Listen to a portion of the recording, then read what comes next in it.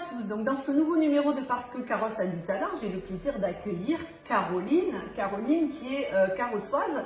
Alors je vais te laisser te présenter, donner ta profession parce qu'on n'est pas là en fait pour parler de ta profession, on est là pour parler de ta passion. Oui. Allez, vas-y. Merci Stéphanie déjà en tout cas de m'accueillir. Donc bonjour à tous, donc oui je suis Caroline, carrossoise, j'ai 35 ans, je suis diététicienne de métier.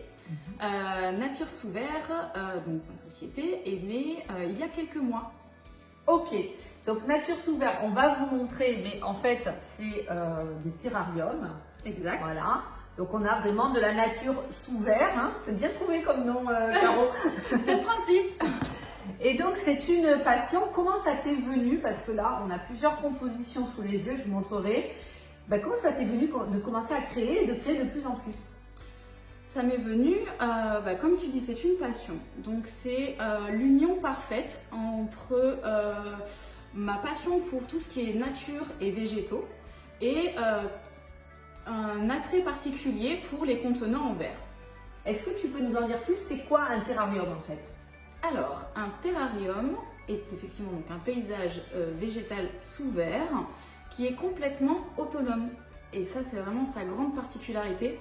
C'est-à-dire qu'il ne demande pas ou très peu d'entretien. Ah, donc on n'est pas obligé d'avoir la main verte? Non, pas du tout, au contraire. Il lui faut juste une très belle luminosité. C'est juste ce qu'il lui faut, la luminosité. D'accord. Tu as commencé comment en fait? Alors tu nous as parlé que tu avais une passion pour le verre et pour les végétaux. Oui. Mais voilà, tu t'es dit j'ai une passion pour le verre, pour les végétaux, je vais faire des terrariums ou il y a une petite histoire dans le fait que tu aies commencé les... Tu fais bien de le dire, justement. Et oui, effectivement, il y a une petite histoire. Il se trouve qu'on m'en a offert un il y a quelques années. C'était un très beau cadeau d'une amie et du coup, je me suis dit, tiens, c'est très joli. Le Père Noël m'a offert un kit pour créer mon premier terrarium moi-même. Ah. Et donc, du coup, avec le soutien de mon conjoint et de ma famille, qui ont trouvé quand même que j'avais un certain talent.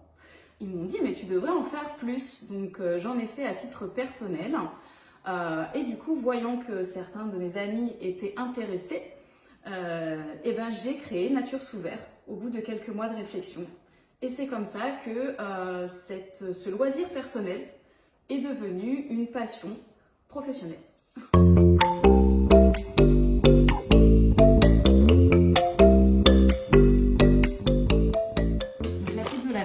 Alors Caro, là tu es en pleine création, donc on voit des petites granules que tu as mis en fond. J'imagine que ça a une fonction. Est-ce que tu peux nous expliquer? C'est de la pouzzolane. Donc l'intérêt de la pouzzolane donc en fond de terrarium, c'est d'assurer le drainage en fait du terrarium. Ça va permettre à ce que la terre ne reste pas tout le temps dans l'eau.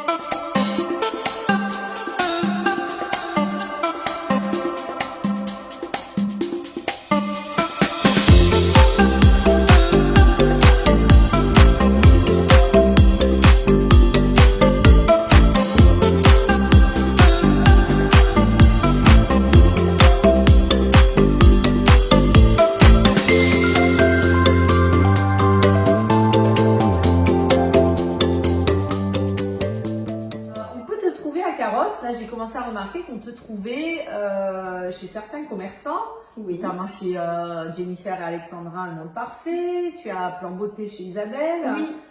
Et alors, tu as des points fixes de vente. Du coup, c'est des points de vente. Ce sont des points de vente et d'exposition. Donc d'ailleurs, merci à elle et à ces lieux-là d'accueillir les créations. Parce qu'effectivement, donc je travaille actuellement de mon appartement, donc au centre de Carrosse. Et ces boutiques sont des lieux idéaux pour exposer, pour faire connaître mes terrariums et ces créations. Et effectivement, elles sont en vente. Elles sont en vente. Ah ben ça, c'est parfait. Alors, tu vas nous expliquer la différence entre le terrarium aride Exact. et Vas-y, aide-moi. Fermé, Et humide. fermé, humide. Ok, allez, vas-y. Là, on en a un très bon exemple parce que tu es venu donc ce matin chez moi avec un terrarium qui avait déjà un petit peu fait de la condensation. Oui, tout à fait. Allez, explique-nous comment Donc, ça fonctionne. Ce terrarium, donc c'est un terrarium qui est humide, donc il est complètement fermé. Voilà, donc comme vous pouvez le voir, sur les parois vitrées, il y a de la condensation, ce qui est tout à fait normal parce qu'en fait, le terrarium est un milieu autonome et c'est grâce à la photosynthèse qu'il va du coup absorber, rejeter l'oxygène, le CO2, l'humidité et qui va pouvoir vivre comme ça continuellement pendant des mois, voire même des années. Ok, donc on a de la mousse Oui. en dessous. Tu l'as arrosé au départ. Au tout départ, il y a quasiment plus de 3 semaines celui-ci. D'accord. Et après, c'est terminé, on ne l'arrose plus. On ne le touche plus, on ne fait que le regarder. Ok.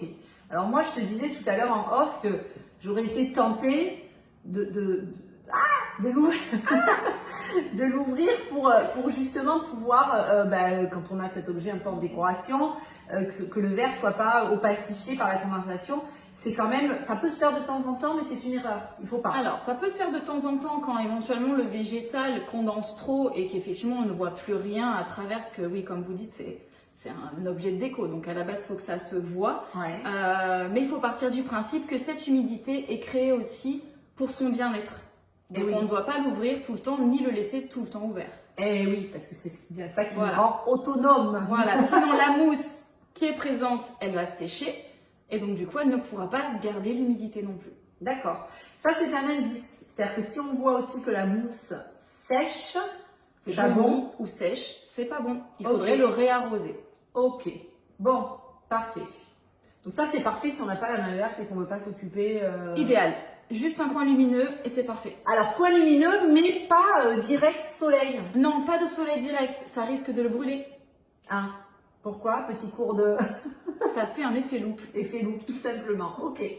Donc, on a ensuite le terrarium aride. Ouais, celui-là, il est beau quand même. Hein. Allez, explique-nous. Donc là, on est en milieu ouvert. Oui, donc le terrarium aride, donc la différence c'est qu'effectivement on est dans un milieu complètement ouvert.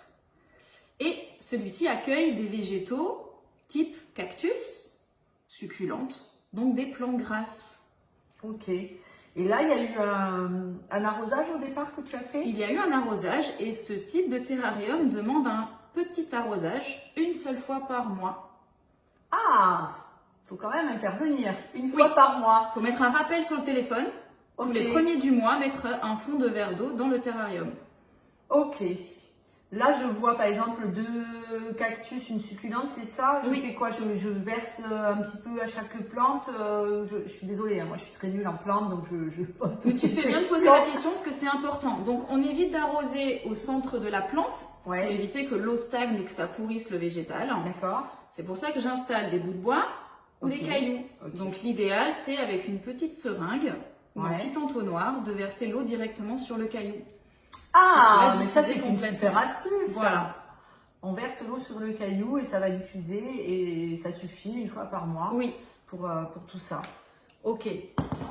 Alors, tu fais des bons cadeaux. Moi, j'ai eu la chance de faire profiter l'association de parents d'élèves de l'école de ma fille, des Rosemarines.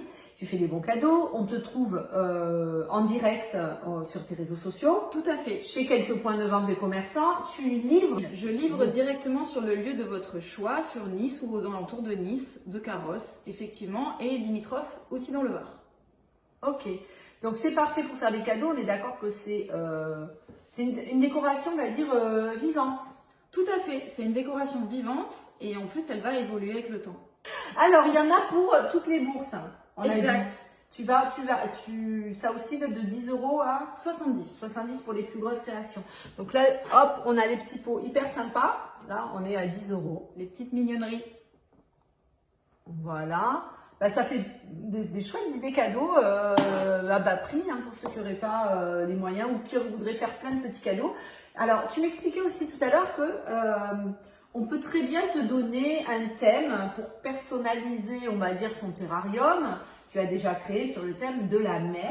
De la mer. Écoute, bravo parce que je trouve que c'est toujours sympa d'allier des passions en fait de pouvoir commercialiser entre guillemets sa passion.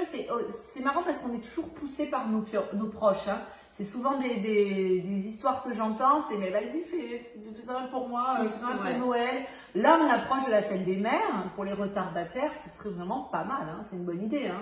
C'est une excellente idée et pour en avoir moi offert à ma maman l'année dernière quand je débutais cette passion, elle a été ravie, elle a toujours son terrarium et je connais d'autres mamans qui ont été gâtées également et qui sont toujours contentes. Ok, super.